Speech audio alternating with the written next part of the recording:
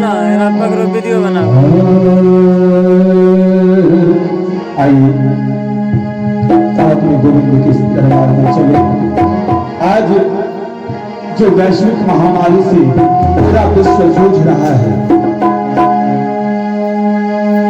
अरे जब द्रौपदी की लाज बचानी थी तो कन्हैया आया।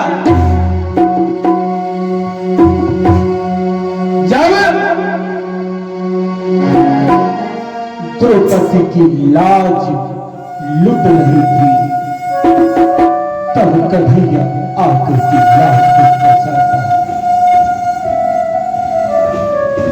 द्रौपदी पूछती है कि कन्हैया बताओ,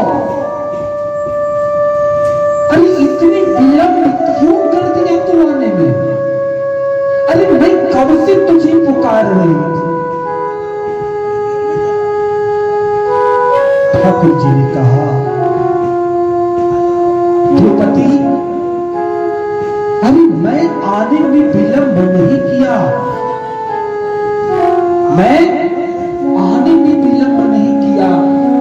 अरे अगर तू एक बार कहती कि कन्हैया मुझे बचा ले तो मैं दौड़ के आ जाता द्रौपदी। अरे तूने तो कहा कि द्वारिका के धीश मुझे बचा ले, हे द्वारिका के धीश मुझे बचा ले, हे द्वारिका के राजा मुझे बचा ले। अरे द्रौपदी जिस समय तूने कहा कि ए द्वारिका के धीश मुझे बचा, मुझे द्वारिका जाना पड़ा। मैं द्वारिका जाकर के फिर वापस आया तो तेरी लाज को बचाया। ये प्रेम की प्रकाष्ठा, ये प्रेम की प्रकाष्ठा है। एक बार एक सभा लगी हुई थी, ब्रह्मा जी ने एक सभा लगाई। उस सभा में बहुत सारे ऋषिगण, देवी देवताएं, यक्ष किन्नर गंधर्व सारे लोग पधारे हुए थे। तो उस सभा में यह प्रश्न उठता है कि 3 लोग 14 भुवन में, 3 लोग 14 भुवन में सबसे महत्वपूर्ण वस्तु क्या है?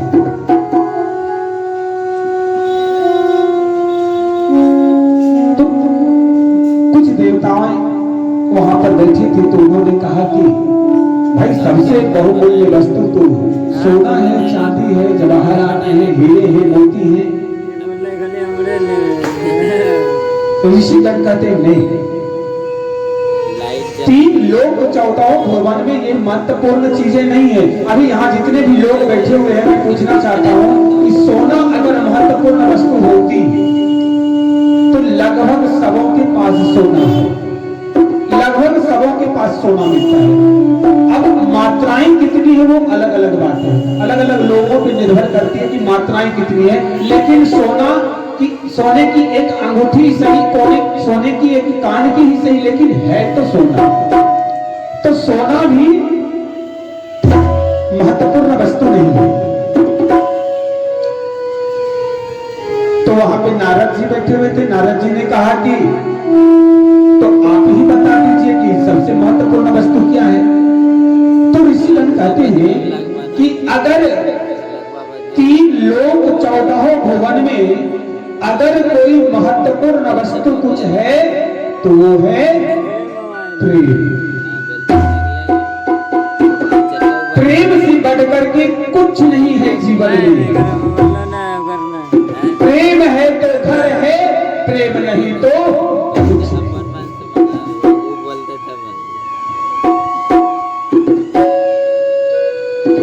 नारद जी कहते हैं तो भाई ये किसके पास मिलेगा?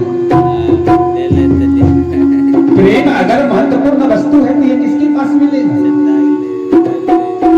तो कुछ देवता कहते हैं कि ब्रह्मा और ब्रह्माणी जी के पास मिलेगा। तो ऋषिगण कहते कि नहीं, प्रेम वहां भी नहीं है। बोले क्यों?